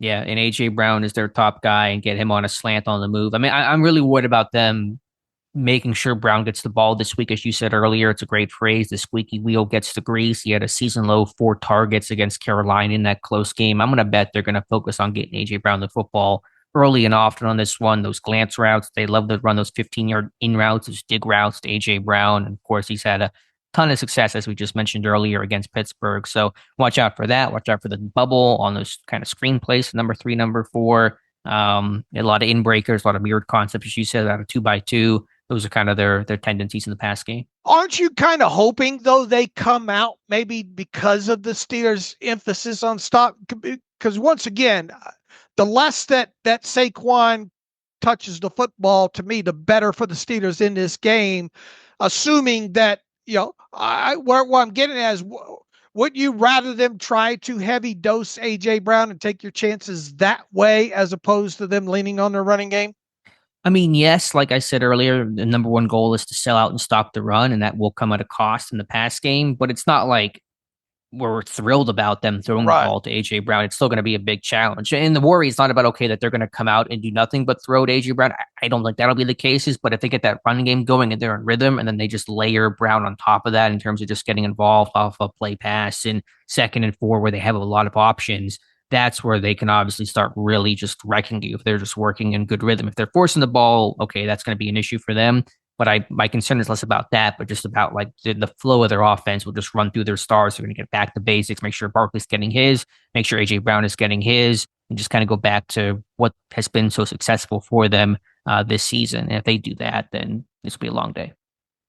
And like Zach pretty much said, are they really going to miss Goddard? Yeah, that's a fair point. I just thought schematically, it felt like they were a little heavier in troll personnel with him. And then watching the Panthers game last week, it felt a little more 11, but that may just been a 1-game sample size based on what Carolina's plan was. We've talked about like they're the 07 Patriots. Any weaknesses in terms of what to exploit with the Eagles here? A lot of silence. I was hoping for something. Give me something here. I think their weakness is getting them in long distance situations, I think, and there's not a lot of those overall. You got to force them in. You got to jump on them. You got to get them out of what they want to do in the second half of this game specifically, and get Jalen Hurts to throw the football down the field, hold on to the football in obvious passing situations. Once again, I think we could on Monday be talking about the Steelers getting 4 or 5 sacks and just it not being enough. I think you've got to force the turnover in some way, and I think the way that you got to do that is get him in obvious passing situations where he's trying to push the football down the field, or early in the game, him maybe saying, I got to get the ball to AJ Brown. I don't care if he's covered or not. Take the football away, maybe jump a route, maybe, disguise some, some coverages, rob this thing up underneath outside number. It's easier said than done, but I'm hoping they come out and just try to force feed the ball to AJ Brown. I'd much rather take my chances that way, especially if this team does not have DeShon, Elliott, does not have Larry Ogunjobi, because even if you stack the box, I mean, we've seen them run up against some good fronts. I mean, and still grind it out and get later in the game, and Saquon bust off 2 super long runs against you that seal it. Yeah, it's like Derrick Henry. You can stop him on 10 carries. The 11th one goes for 50 yards, and you've had a bad day. And that just, the threat of Saquon Barkley. And as Zach said, Barkley had success against the Ravens, who have a really, really strong, like Pittsburgh, maybe even better run defense. I will say Hurts has probably not been quite as good as he's been in years past. And there's been some concern about him, as you said, kind of pushing the ball downfield, making some mistakes, and just not maybe seeing the field as cleanly. So some of that post-snap rotation, I think, could be effective overall. And just, Hurts has not maybe been quite the passing quarterback he's been in years past. And as you mentioned, if you kind of get an early lead, maybe those guys get frustrated a little bit. Remember that was at the 04 game where Pittsburgh jumped on Philadelphia, and T.O. and McNabb are fighting on the sidelines? Can you kind of just get those guys out of sync here a little bit, take the crowd out of it? You'd love to jump on those guys. The Eagles have actually, and again, this goes back to something I thought incorrectly. They are horrible in the first quarter. They do not come out starting fast. And I know Pittsburgh is not a fast starting team either, but if they can actually jump on the Eagles, maybe that'll kind of knock the Eagles off their game a little bit, because the Eagles are also notoriously slow starters. Right. You want them to panic is what you want them to do. And remember in that I think it was the last game, if you're so overly aggressive with stopping the shorter stuff there, they'll have the situation where it'll look like it'll be a screen over to the left side where the tight end's coming out acting like he's going to block, and then he turns it up, and you have they'll hit you down the sideline there. With him releasing and going that way. So you got to watch with your aggressiveness. I would imagine we'll see that at least once in this game, where a pump fake over to the side, but the tight end acts like he blocks, but going to go up the field and get a completion that way, and probably down on your side of the field, and hopefully that doesn't go for 30 yards and a touchdown. Yeah, if they get into a rhythm and they can start kind of layering plays and constrained plays, then that's when they're going to really start rolling. All right, Dave, we covered the offense pretty well. The Eagles defense, not too shabby themselves either. A lot of talent across the board, good health. What sticks out to you about them? They are a very physical team. They are very violent up front. They do a good job of mix and matching their fronts, either 5 or 6. That Braun, they will move around and put him down. He's a very versatile player. Just the violence. They're not a high pressure, high sack team, but there is a lot of movement going on, and a lot of a lot of chaos, it feels like, and they're just a physical team all together. Their secondary, man, that Chauncey Gardner Johnson, he about put somebody in a hospital in that game against the Panthers. They will hit you. They've got talent all over that. This will probably be the most talented secondary this season, I think, that they'll face. They are in defensive passing plays of 20 yards or more, have allowed just 29 overall. I think they're like third in the league when it comes to defensive passing plays of 20 yards or more. On runs of 10 yards or more by the defense. Where is that in here? They've allowed just 32 of those. So, I think what you got to try to do is you got to come out and just try to establish the run, establish kind of the quick, shorter passing game. We're going to have to see, and not having George Pickens, you obviously going to have to pick your shots down the field when you get the one-on-one coverage matchups here. Mike Williams is going to have a big game. Calvin Austin's going to have a big game. You've got to find a way to get the chunk plays against them, because I doubt that you're going to have a lot of them in the running game of the 10 or 20 yard variety. Probably not a bad idea to work on some screen game in this one, specifically maybe with Jaylen Warren, try to get him out in space. But this is a well-coached, well-put-together, highly talented defense overall. And I think where the Steelers are going to have to make hay here is getting the yak somehow, because I just do not foresee a lot of passes completed more than 20 yards down the field. And even though the rush hasn't been, they're not a takeaway team, as I pointed out when we're talking to Zach. Overall, they just don't give up chunks. They'd much rather make you kind of nickel and dime it down the field, get you in as many second and third and long situations, and take their chances that way. So this is as talented as an offense as this team has. Their defense as a whole is just equally as talented, and that's why they've been able to keep scores down in games, and that's why they've been able to offset the fact that their offense is not pushing the football down the field regularly. And they have a pair of really good cover corners on the outside in man coverage, and Darius Slay, the veteran, and Quinyon Mitchell, the rookie. And both guys, when you're in man coverage, there are often maybe fewer opportunities for interceptions because your eyes are not on the football. They're on your man, but they're making plays, and they're tough to throw on. And you remove George Pickens from the equation, and it becomes even more advantage for Philadelphia. I think in terms of running the football, you can't pack it in tight as Pittsburgh normally likes to do. I think you go more 11 personnel. If you do go 12, you're going to kind of spread things out, have Freiermuth split out. Because if you go tight and super condensed and heavy personnel, they're going to be in their 5 down front, their 6 down front. They're going to play a bare front. They're going to have Carter and those D tackles, covering head up on center, over guard. And so it's going to be really hard to run the football. It's a little Cincinnati in the sense that they're going to use that 5-2 look, that 6-1 look.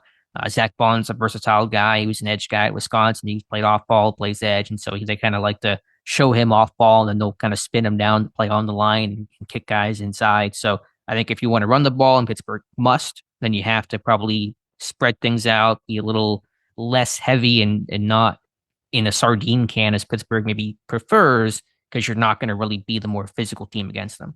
You want to attack the edges with them, don't you? With go after Nolan Smith and Josh Sweat. Even though I think Sweat does, an okay job playing against the run. I want these corner. I want to see how good of a tackler Quinyon Mitchell is coming up and playing the run. Darius Slay's very talented guy as well at the other corner position. Cooper, if you spread them out, put some 11 personnel out there, you're going to have Cooper DeJean out there. You'll see Avante Maddox, a longtime Eagle, out on the field as well, too. They're just, Reed Blankenship's probably going to be back for this one. Gardner's a very physical player down low as well, too. But I think if you're going to have success, it probably is going to be not that you don't try to run the football, because Nakobe Dean's a little bit on the smaller size, but they do a good job at two gapping enough to try to keep him covered up where he can kind of be the run and chase guy. But I mean, if you can get an offensive lineman off the line, crack open a seam and get a body out on Nakobe Dean, maybe that's where you make your 6, 7, 8 yard runs. But I think the Steelers offense, if they're going to run the football well, it's probably going to be outside the guards. I think we can just power through, but I lost you for a second. It might be on my end. You got me now, Dave? Yes. Okay. All right. Yeah. No, I think you summed it up well. I think you try to look more towards exterior runs. You probably see more of the toss scheme in this one for Pittsburgh, maybe some more of the outside zone. But yeah, I just think in terms of you can't just go big on big and expect to have consistent success. I don't think that's going to be a good recipe for the Steelers in this one. And then, yeah, in terms of how to beat them in the pass game, I think you try to use more bunch sets, maybe some more switch and pick routes, especially down low in the red zone on the goal line. The Panthers had a good slant flat combination to beat man coverage for a touchdown down near the goal line. Issues for the Eagles defensively. They're a good match team, but that does kind of stress those guys and make them communicate more than maybe some of the more simple spot drop type coverages like Pittsburgh likes to deploy. And so maybe kind of stress those guys a bit to communicate and be on the same page consistently. Won't they play a lot of too high, though, and kind of dare you to run, though? Yeah, because they trust their front so much, they feel like they can play too high and still stop the run. And largely they have this year. And so that's the other element too, is they can try to spread things out, have a lighter box is probably the better way to attack this thing, to have some run game success as opposed to trying to be big and tight. All right. Look, I mean, explosive plays. If this offense can get 5, 6 of them, they've really done something overall, 20 yards or more. So I think we got to see some yak. We got to see some explosive plays, and you can't get in third and long type situations. Obviously, you're going to have a high conversion rate. The best way to keep the Eagles offense at bay is to keep them off the field. So I would imagine a Steelers win would look heavily slanted to the Steelers in time of possession as well. Sure. I will say the Eagles have not, and Zach made this point too, they've not gotten a lot of pressure this year. They're A, not a heavy blitz team, and B, while they have some good sack numbers and it comes from a variety of people, their pressure rate's one of the lowest in football. And I've seen on tape where it's kind of a standard four-man rush. They twist and stunt a little bit. They do some 3-by-1 looks and obvious pass situations with their D-line, but there is no super consistent pass rush threat. Now, Pittsburgh's tackles still have to play well, and they're on the road and silent counts, all that kind of stuff. But I think Russell Wilson will hopefully have some time in the pocket, which will be useful when you're playing without George Pickens. All right. And then I would just say special teams have to be really special in this one, as maybe try to find a way to get an advantage in this game. I think they have to. The coverage units must be better. Probably just boot the ball in the end zone might be the MO in this game, Dave. But you got to get some splash on special teams and kind of get back to, and they've had that in recent weeks, but I really want this unit to be strong across the board. No errors, no mistakes, no penalties. That's going to hurt you in field position, negate big returns or big outcomes. That's probably where you have to try gain an edge in this one. Get to see Braden Mann this week. Oh, yeah. Former Steelers punter. One time tried to be traded punter, Braden Mann. So good point. All right, Dave, any other final thoughts? If not, we'll get to our Week 15 picks. All right, should we say a couple of Hail Marys and Our Fathers here first? Yes, and also you may be entitled to financial compensation if you watched that Thursday night game last night. I think we're both 0-1 to start the week, picking the Niners, who put up a dud in what was that, 12-6 loss to the Rams. Yeah, the last time we saw I beat you to the punch. You did. Good stab of the weird. Were you diving down the rabbit hole for that or no? No, I was playing video games. So all you. No, you had a good stat. Take it away. Last 12-6 game that we saw in at least the regular season, I guess playoffs as well too. Last 12-6 game that we saw in the NFL was Steelers beating the Rams 12-6. What year did I say that was? 15? I forget. That sounds about right. It's funny the Rams were involved in that one too. Yeah.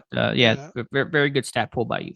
The key thing is we both had the 49ers -3, and that one the 49ers are in trouble now. That's probably about it for them. All right, let's get on to the rest of the week 15 games. The Ravens on the road against the New York Football Giants. I know you'll be tuned in for this in the early game. No, you won't. 16.5 point road favorites the Ravens are. And if you've seen the Giants injury report, it looks like more people are on it than off of it. What say you, Ravens minus 16.5 on the road? That's the largest road line of this year. It has to be in probably several seasons. You have Tommy Cutlett starting a quarterback. It's just a huge line overall. I'll take the Giants to cover just because that line is so impossibly large. I'll take the Ravens to cover it. This should be a runaway victory for them. How about the Washington Commanders on the road against New Orleans Saints, who have a Jake, what's his last name? Hayner gonna, I think, make his first career start in this one. Commanders a big road favorite, 7.5 points. I'll take the Commanders confidently. I'll take the Commanders late at 7.5. The Chiefs on the road, a lot of road favorites here. Chiefs go on the road against the Browns. Not sure the Browns are going to have Njoku for this one or not. Obviously already eliminated from playoff contention. Chiefs laying 4 on the road. Yeah, Chiefs not a team that covers their spread too well. I'll say they do it though. In this one, I'll take KC. I'll go with you. Take the Chiefs lay the 4. The Bengals on the road. They still have life here. They play the Titans on the road. The Bengals are favored by 5 points on the road against the Titans. Yeah, give me Cincinnati. Just too much chase, too much big play from both their chases, really, Jamar and Chase Brown. Yeah, I'll take the Bengals late of 5. Dolphins, this ought to be an entertaining one. Dolphins on the road against the Texans. The Texans are 3-point home favorites against the Dolphins. It would help the Steelers. I imagine we're rooting for the Texans in this one as Steelers fans, but Texans laying 3 at home against the Dolphins. Yeah, I'll take Houston. Yeah, should revisit some playoff scenarios. Pittsburgh, if they win and they're in. If they tie, they're in as well. And if not, then if the Dolphins and Colts lose/tie, then Pittsburgh can also clinch a playoff spot that way. And so rooting for a Houston win in this one. All right. What say you about the game? Texans laying 3. Yeah, I'll take Texans. I'll take the Dolphins to win this outright. So give me the 3 points in this one. Jets on the road against the Jaguars. Jets 3-point road favorites in Florida.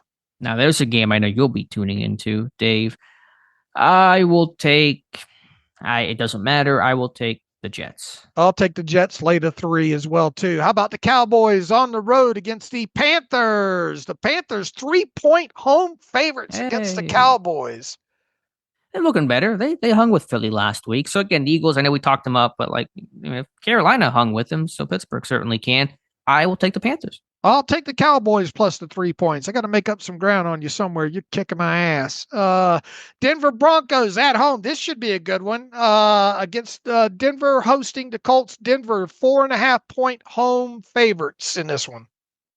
Anthony Richardson is still completing like 47% of his passes for the entire season. It's just like 1970 type of stat line stuff. Against that Broncos defense with Bo Nix improving, I will take the Broncos. I'll take the Broncos late of 4.5 as well, too. How about the Bills? This one will be a good one on the road against the Lions. The Lions are 2.5-point home favorites against the Bills.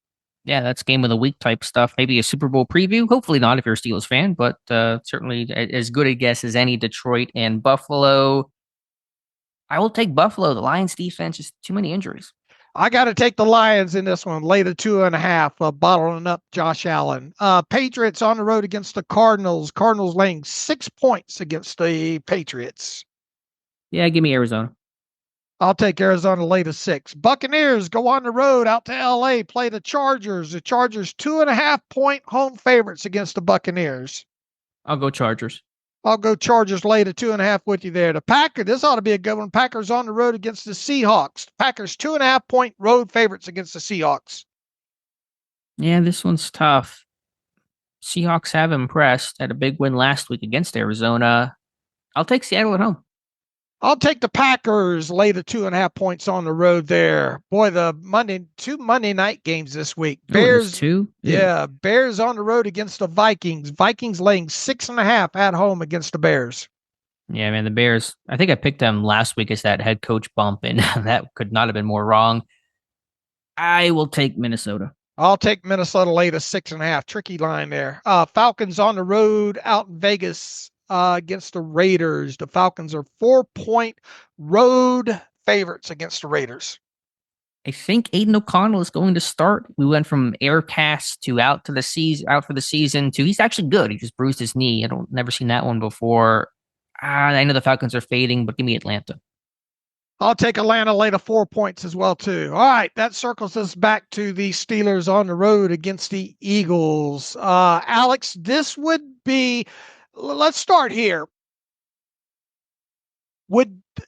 If the Steelers win this, where would this rank in all-time Mike Tomlin regular season wins? It would have to rank up there because I did some research here. I mean, the Steelers aren't often this big of road underdogs in this one. And right now, DraftKings has it 5.5 points. Outside of maybe a couple of AFC North games like the Ravens and the Bengals that they've won being larger underdogs. And then obviously, I think you go back a couple of years ago when they beat the Bills earlier in the season as road underdogs there. When you consider that this team might not have George Pickens, this team is not going to have George Pickens, probably not going to have DeShon Elliott, facing a good team on both sides of the football. A win on the road, especially 0-10 there, history, blah, blah, blah. This would have to rank up there as maybe easily a top 3 all-time road win for Mike Tomlin, right?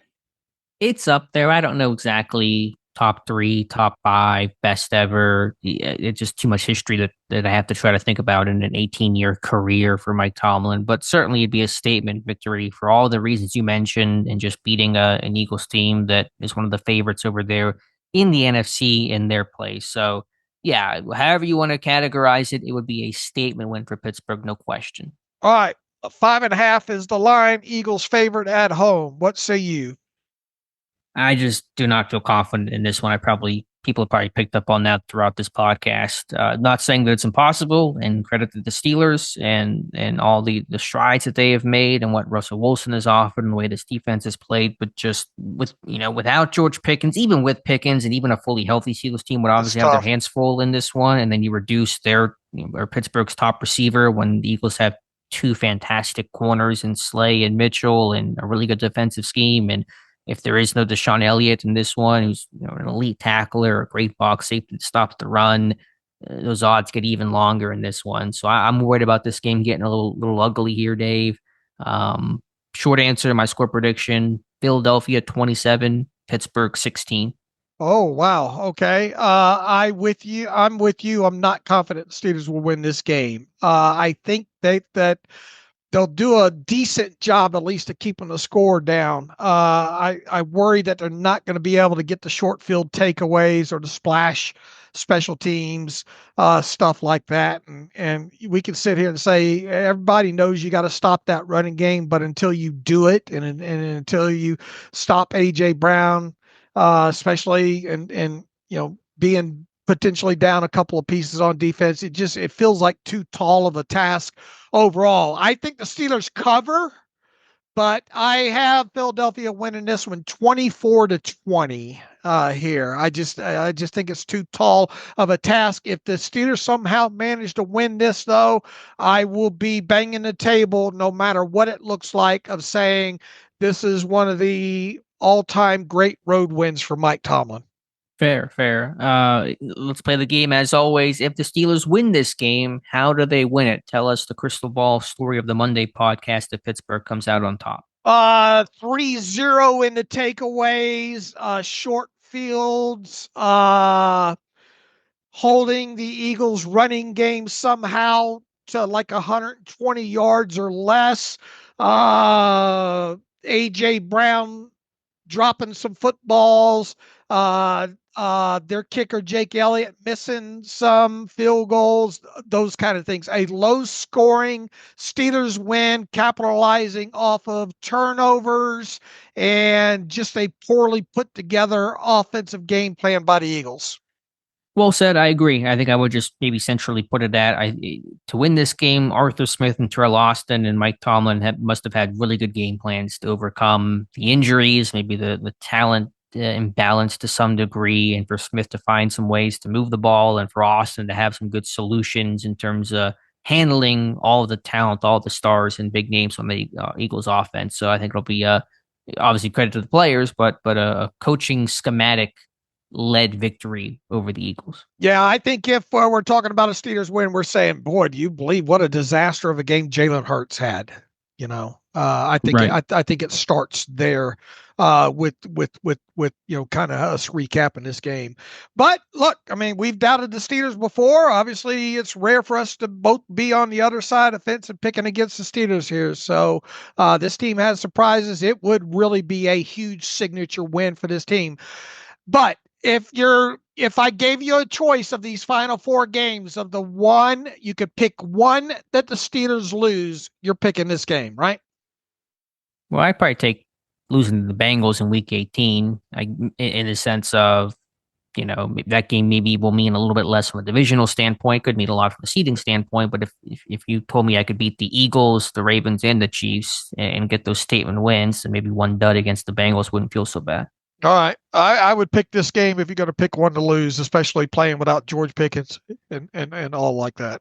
Yeah, I mean, obviously, yeah, there's value in that. But, I mean, if you do beat the Eagles without these pieces, then that really says a lot about your team, unless the Eagles just flat out implode. But either way, no matter how Pittsburgh wins, if they win, it's a huge, huge victory. The one thing gotta emphasize, and history is history, and Russell Wilson's 6-0 against the Eagles all time and 4-0 against them in Philadelphia. So he plays well in Philadelphia, and if there's one of these streaks is going to end, obviously. So we'll see. But what was his last road win in Philadelphia? Was this like prime? Not again. We know history is just that. It's more interesting stat than anything. But I'm just curious when those wins over the Eagles came.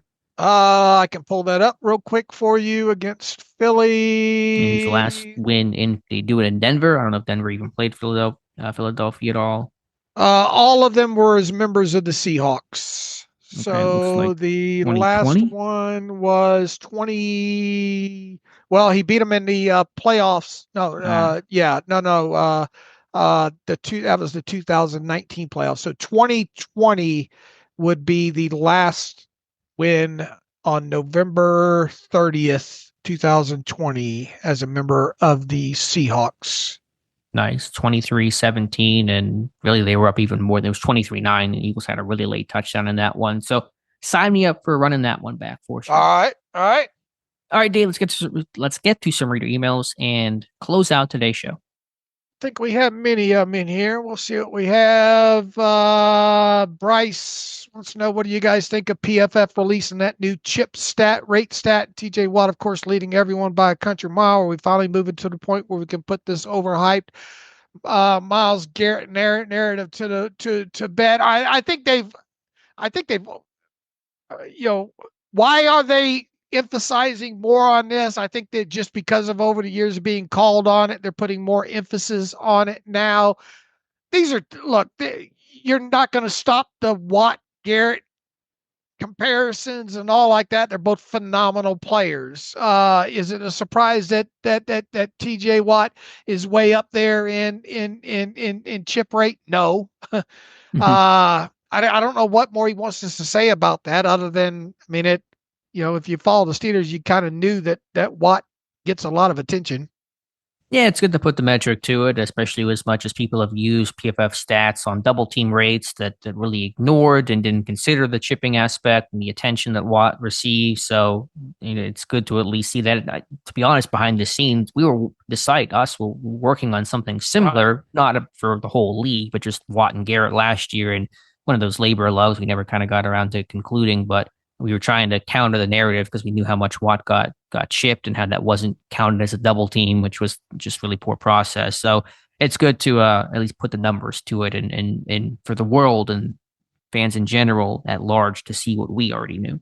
All right. What run scheme concepts do you think would be most effective against the Eagles? We kind of highlighted that earlier in the show. I think you need to try to get to the edges on these guys. I think you're going to see some tosses in this. I think you're going to see trying to get them, maybe a little bit more outside zone in this. I think you got to attack the edges on these guys. Yeah. I think outside zone, some of the toss game.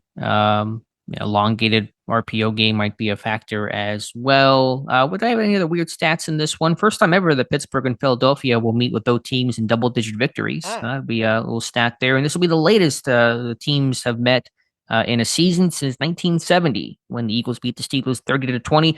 You remember that day? That was Norm. What's his name? Norm. I have this. I think a typo in here, but Terry Hanratty was starting quarterback today for the Steelers and lost that game. So, yeah, who could forget that one? Who could forget it? Nick Shuley wants to know about Odell Beckham Jr. and the Dolphins parting ways. Is there any snowball's chance in hell the Steelers give him a call? I would be shocked if especially once again, as we talked earlier in the week here, 3 games in 11 days, and the ship has sailed on OBJ at this point, and I don't think he's a good fit in that room, and I would be absolutely shocked if he landed with the Steelers. Yeah, dude's washed at this point. And I mean, just let's call a spade a spade. What do you have, like 9 catches for 8 yards per catch in Miami? What is he going to offer this offense? No, thank you.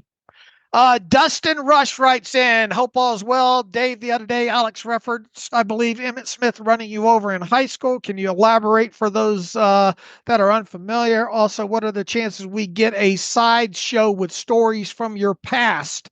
I'm sure a lot of listeners, myself included, would tune in. Oh, Lord. Emmitt Smith from my hometown of Pensacola, played for Escambia. I played for a tiny Catholic school, Catholic high school. Back then, I think we were like 2A and they were like 4A. And it's one of those things that I think we had 40 something guys on our football team. And I think they had like 70 or something like that. And they were just at that time, Escambia High School was a powerhouse. Johnny Nichols at quarterback, who was a lifelong childhood friend of mine. Dwight Thomas, I think, was a head coach there. They ransacked us. Our safety got hurt in the game, starting safety. I was next man up, if you call it that. I was a very scrawny kid in high school as well too. I think Emmitt only had to rush like 13 or 14 times in that game, had something like 200 something yards, and one of those times on like, I don't know, 70-yard touchdown, he just ran me slap over. I wish they had concussion protocol back then. I would have gladly went to the tent. Every time he faced us, I think we faced him twice. He just ran all over us. Football, my size and all was not conducive to, plus my attitude and all was not conducive to playing high school football. I don't have any Al Bundy success stories to tell anybody about my high school sports career. What year was that? Do you know what year you played him? 84, 85, I think. That clip is out there. It's a 1986. It's not out there. I made sure of that. There's not enough of that out there. Right. I think you can find the box score, but I didn't even crack the box score as a tackle or anything. In that game. The chances, my stories from my past. Look, maybe at some point we'll have some fun with this post Steelers Depot and all. I was a problem child. I was a middle child. I was a Roman Catholic child in the South. I ran with a much older crowd, always looking for attention. I was the one that'd say, hey, let's see if Dave will go do this. Got involved in things that no young kid should be involved with. I wear a lot of t-shirts, but I've told a lot of the stories to Alex and the guys and all like that I don't think they'd be appropriate for a terrible podcast, but maybe at some point I'll have a side podcast and discuss all of them. Or that book you write. You always want other people to write books. We're gonna get a story of Dave Bryan book out there someday. Yeah, they'd have to put it in fiction though, because a lot of people probably wouldn't believe it. I'm gonna call it So Far So Good So What. I've already got the title picked out for that. So look, I I was a problem child. I'm not proud of any of it, but it helped shape me. I turned out okay, I think, overall. Bill writes in lots to talk about signing lots of players next year. What is the cap situation? At what point is Russ too expensive? What is the number that you think the Steelers are out at? I'm hopeful, like everyone, that he sees the value of being here. Blah blah blah. Look, I track the salary cap situation next year. I'd like to wait a little bit longer to get a firmer look on this. As far as Russ being too expensive, Alex and I have kind of sort of laid out a lot of people don't realize that Russell Wilson, like it or not, even though the Steelers are paying him $1.2 million, Russell Wilson's earning almost $40 million this year. All right. And we went through the quarterback list more recently, and it feels like, and obviously this is based on how healthy he stays, how he plays the rest of the season. It just feels like the meter starts around that $40 million a year mark. Right, Alex? And obviously, if this team has a playoff run and wins a couple of playoff wins, and man, if they make it to the Super Bowl, I mean, that meter's running here. I think it would take some giving for the Steelers to be out. I think it would obviously have to be top 3, 4, 5 money, but I don't expect Russell Wilson to count as that. I expect the Steelers to be in heavily on Russell Wilson at around 40 to 45 million. I think if he's willing to take a discount, other than that, I think you're most definitely all in as far as that goes. But I don't think it's a matter. It doesn't feel like it's a situation of Russ being too expensive, because I think even he knows, on a 3-year contract, 45 million to, I don't know, 48 million is probably about what his market value is. But on the flip side, I know he's made a lot of money in his career, but the market value is the market value.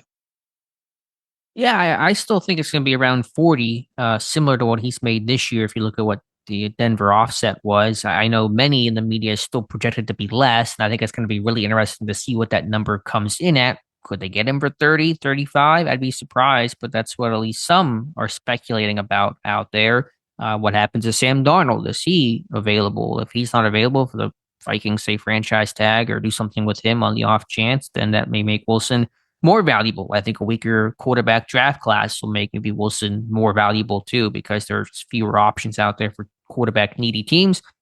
How does Wilson perform the rest of the season? If he goes on a big playoff run, obviously his value goes through the roof. So I still think around 40 or so million. I think structure will be interesting. I don't think he'll take a discount to stay with Pittsburgh, but I don't think he wants to leave either. Why would you want to go to your third team in 3 years and hope to find kind of the same fit that you found this year with Tomlin and Pittsburgh and the franchise and the culture and the style of play and Arthur Smith? Why would you want to go do that over again? You had miserable years in Denver. You get out of that, you find a really good place in Pittsburgh where you're happy. You're going to go up and leave and try to go somewhere else for a couple million more.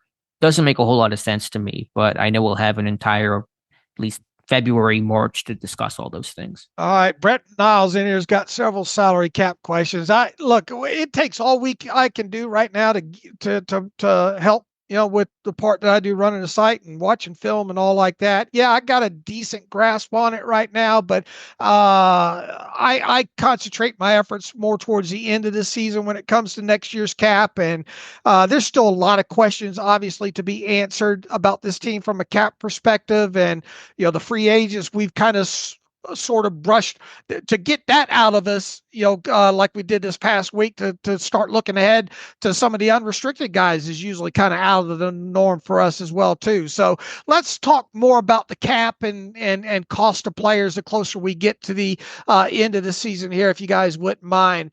We got a Matt Pella says, I couldn't agree more with Alex's concerns about the slow starts. I remember vividly the 2005 playoff game against the Colts. When we stormed out of the gate with a 14-0 lead, you could feel the shock throughout the stadium. And Colts sideline momentum carried us, pull off that huge upset. If we want to take down big dogs in the playoffs, we're going to need to start like that in some of those games. Keep up the great work. Love the show. So Matt agrees with you that probably needs to be a little bit more emphasis on starting fast than Mike Tomlin lets on about. Yeah, sorry, I missed part of that. I got maybe some sort of internet hiccup on my end I'm trying to fix. But yeah, I just think, when we talk about the slow starts, it may not hurt this team dramatically now, but it's something that has been impactful in their last 5 playoff losses. It's something I'll be emphasizing a lot come that time.